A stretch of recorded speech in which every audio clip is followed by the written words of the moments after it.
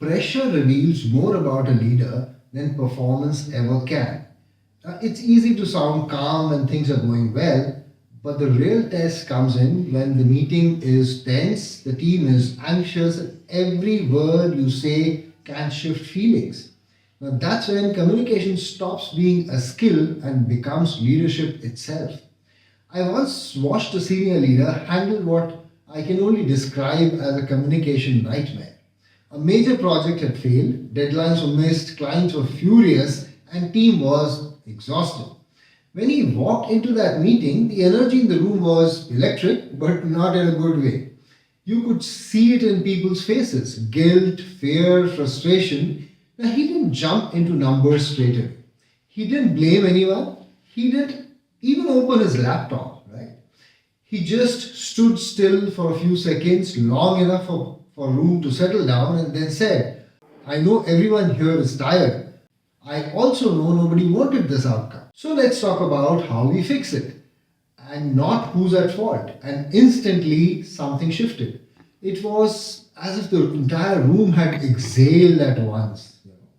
That one sentence turned a crisis meeting into a conversation. And later, when I asked him how he managed to stay so composed, he said something that has stayed with me ever since.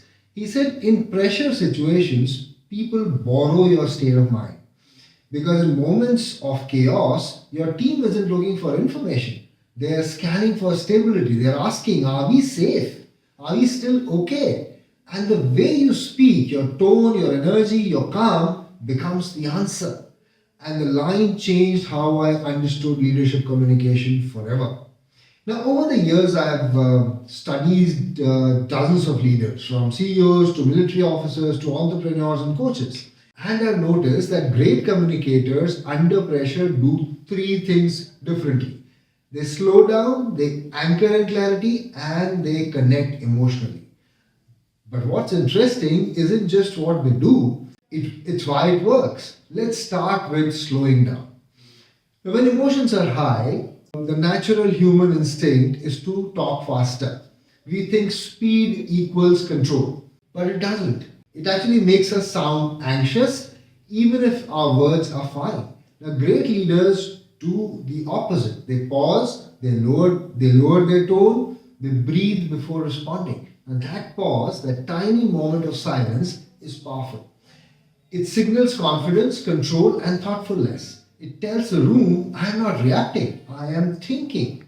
And what happens next is fascinating. The room synchronizes with your pace. If you speak calmly, they calm down. If you breathe slowly, they start breathing easier too. It's emotional contagion in action. Calmness, quite literally, spreads. The second trait is they anchor in clarity. In high pressure moments, confusion all over, people aren't just listening for answers, they're desperate for direction. Now, the best leaders know this. So instead of explaining everything, they simplify. They identify what truly matters and communicate that clearly, even if it is tough. One of the best crisis communicators I've ever seen had a simple rule: say less but mean more. He would start the meeting by saying things like, here is what we know, here is what we don't, and here is what we are doing next.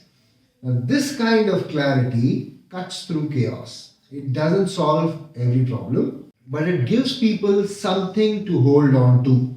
Because in uncertainty, clarity is a form of leadership kindness. And third, they connect emotionally. When people are under pressure, logic alone doesn't reach them.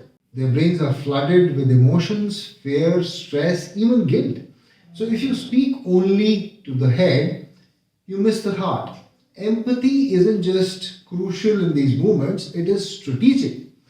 It's what opens the door for logic to enter. I once saw a leader address her team right after a major organizational restructuring. Everyone was tense, unsure of the future, so she didn't start with the announcements or policy updates. She started with this: I know today feels uncertain, but it's okay to feel that way. And here's what hasn't changed: our purpose and how much I value every one of you. Now, you could almost see people lift their heads. That one moment of emotional acknowledgement built more trust than a 20 slide update ever could, because connection creates credibility, especially under pressure. So here's what great leaders do differently when stakes are high. They slow down so people can breathe, they clarify so people know what matters, and they connect so people feel safe. That's the real signs of calm communication. And the part most people miss is that you can't fake it. You can't sound calm if you're not feeling calm yourself. People pick up your emotional energy faster than your words. So before you speak, you need to regulate yourself first. Take a breath, ground your body, remind yourself, I don't have to control the moment. I just need to hold it steady. This mindset shift changes everything, because leadership communication isn't about having all the answers. It's about being the person people can trust while the answers are being found. So the next time you're walking into a tense meeting or a tough conversation, pause, take one deep breath, and ask yourself, what's the state of mind do I want them to borrow from me?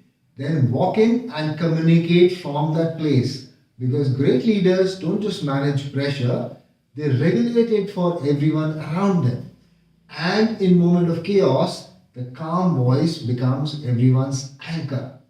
Now, if you are liking these episodes, please do subscribe to the channel and share these episodes with people whom you feel could benefit from them. And do comment in the comment section below. Thank you.